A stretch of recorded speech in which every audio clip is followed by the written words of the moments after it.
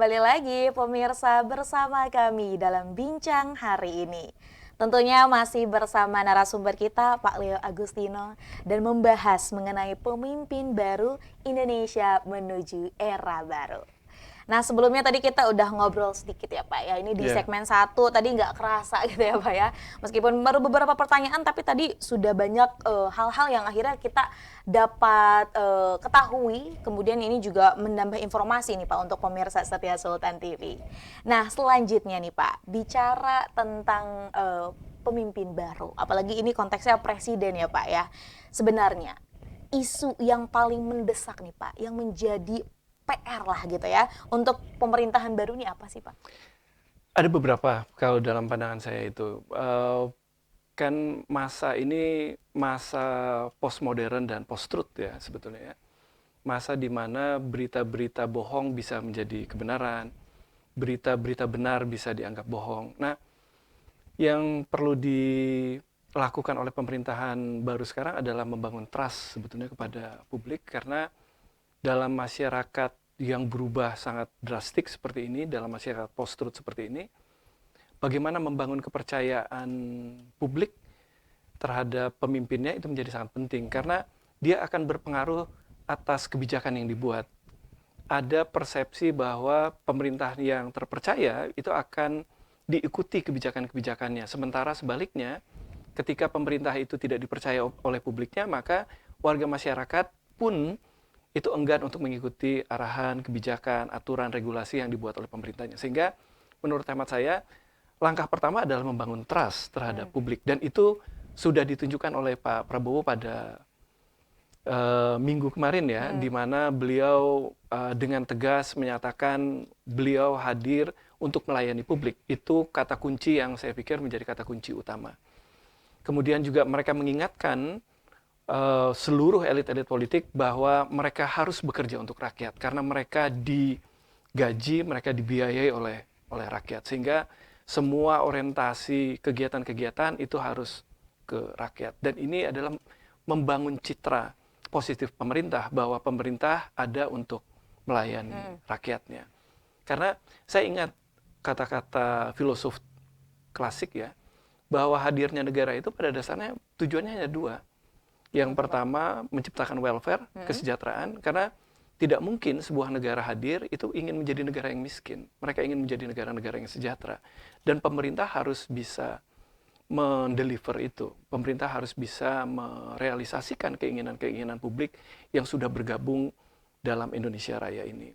Yang kedua, selain welfare adalah law and order. Jadi ada penegakan-penegakan hukum terhadap jalannya pemerintahan itu. Jadi pada dasarnya itu yang diinginkan oleh rakyat, dan rakyat harus ditunjukkan dengan keseriusan. Apalagi pada saat malam harinya itu langsung declare Diumumkan ya, ya. diumumkan siapa yang kemudian akan membantu Pak Presiden dalam 5 tahun ke depan. Bahkan kalau misalkan kita lihat ada wajah-wajah lama yang dikombinasi dengan wajah-wajah baru, ada menteri-menteri senior, ada wakil-wakil menteri yang muda, yang punya jejak rekam cukup baik. Dan ini merupakan kombinasi, sekali lagi merupakan kombinasi yang menarik untuk menghadapi Indonesia Emas di tahun 2045. Itu yang pertama. Jadi perlu membangun trust. Yang kedua tentu kita tidak ingin standar tinggi Pak Jokowi. Ini kan Pak Jokowi sudah membangun standar tinggi ya. Meskipun dalam konteks politik yang lain ada hal-hal yang kemudian kita kritik bersama. Tetapi dalam konteks pemerintahan, dalam konteks infrastruktur, beliau menancap standar tinggi. Dan ini tentu tidak boleh dikendorkan oleh Pak Prabowo. Dan beliau harus melanjutkan apa yang sudah dilakukan. Kenapa? Karena kita ini negara kemaritiman yang biaya transportasi itu sangat mahal kalau misalkan tidak difasilitasi oleh negara. Maka dari itu, negara harus memfasilitasi infrastruktur, jembatan, dermaga, bandara, dan seterusnya, dan seterusnya. Dan standar tinggi itu harus dilanjutkan. Yang ketiga, menurut hemat saya, yang juga perlu dilakukan segera ke depan adalah kembali membuat politik luar negeri Indonesia menjadi politik luar negeri yang berwibawa. Bukan berarti pada masa Pak Jokowi dengan Bu Retno itu tidak berwibawa. Tetapi kita punya pemimpin yang sangat berwibawa pada masa Bung Karno dulu. Bagaimana kemudian kita menjadi cikal bakal New Line Movement, gerakan non-blok. Dan itu menjadi pusat baru ya antara Barat dan Timur, dan ini menjadi perbincangan dunia pada saat itu. Dan bahkan Bung Karno itu sudah memikirkan bagaimana dunia-dunia baru, negara-negara baru itu juga bisa bersaing dengan blok Barat dan blok Timur. Dan saya pikir kemampuan Pak Prabowo untuk melakukan diplomasi ke negara-negara luar itu menjadi sangat penting. Jadi di satu sisi dia perlu membangun trust bahwa dia akan melayani publik. Di sisi yang lain dia harus melanjutkan apa yang sudah dilakukan oleh Pak Jokowi dengan standar yang tinggi, tapi juga dia perlu outward looking. Bagaimana kemudian Indonesia sebagai negara besar juga harus berpikir besar, yakni bagaimana Indonesia bisa menjadi tokoh gerakan non-blok yang selama ini kelihatannya selama berpuluh-puluh tahun itu ditinggalkan. Dan Pak Prabowo itu punya kesempatan emas itu. Punya kesempatan emas itu ya Pak ya, untuk dapat merealisasikan hal-hal yang tadi menjadi isu seperti itu. Betul.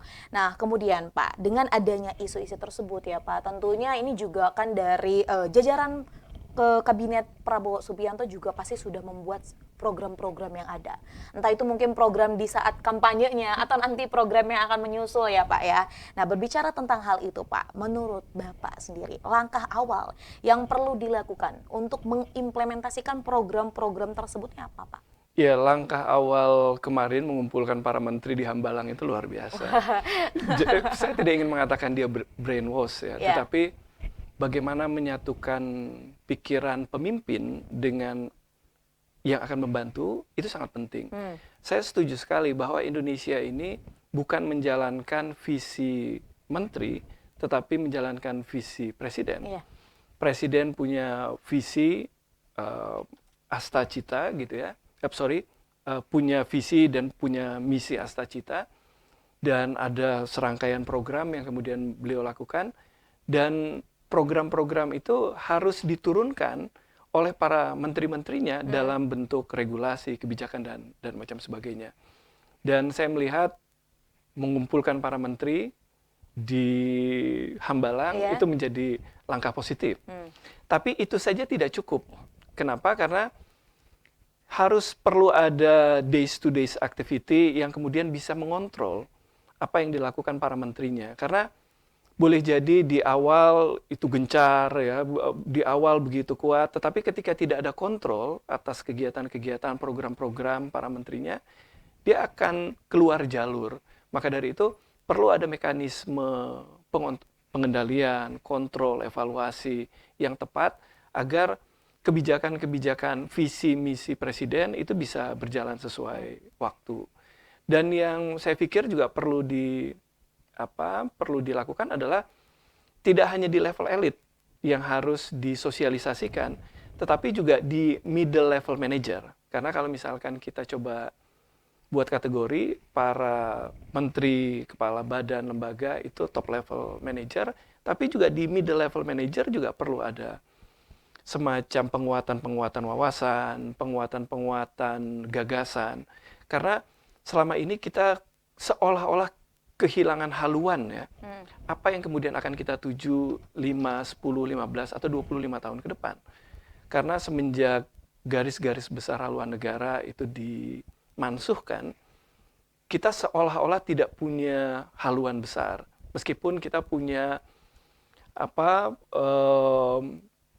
undang-undang pembangunan nasional, tetapi karena ada visi misi presiden, maka seolah-olah itu jadi hilang. Nah, kita butuh itu.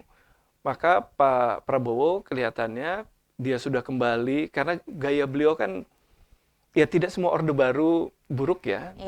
Ada kebijakan-kebijakan Orde Baru yang saya pikir juga cukup baik. Salah satu di antaranya adalah bagaimana kemudian membuat grand design, blueprint Indonesia 10, 15, atau 25 tahun ke depan. Dan Pak Prabowo sepertinya belajar betul ke Pak Joko Widodo, bagaimana kemudian beliau membuat blueprint Indonesia 20-25 tahun ke depan. Bahkan sebetulnya gini, yang sampai sekarang masih menjadi perbincangan ya di level Kementerian Dalam Negeri misalkan, ini salah satunya. Sebetulnya berapa sih jumlah provinsi yang sesuai dengan Indonesia? Kita belum punya. Padahal kita butuh itu. Supaya apa? Supaya kemudian pelayanan terhadap publik. Dan itu kan membangun trust sebetulnya. Bahwa negara hadir untuk melayani. Negara hadir untuk membuat warganya sejahtera. Negara hadir ingin membangun kesatuan-kesatuan, order dan hukum. Itu sedikit aja. Iya, karena kalau kita ulik ini banyak banget nih ya tentang langkah-langkah yang memang harus dilakukan oleh pemerintahan dari Prabowo dan juga Gibran. Kita akan terus nantikan ya Pak ya. Dan nanti Pak ya, ini terkait dengan apa yang dapat dipelajari dari kepemimpinan Pak Jokowi untuk diterapkan di era ini. Tapi kita akan dapat jawabannya di segmen selanjutnya Pak. Jadi tahan dulu dan tetap bersama kami pemirsa dalam Bincang hari ini.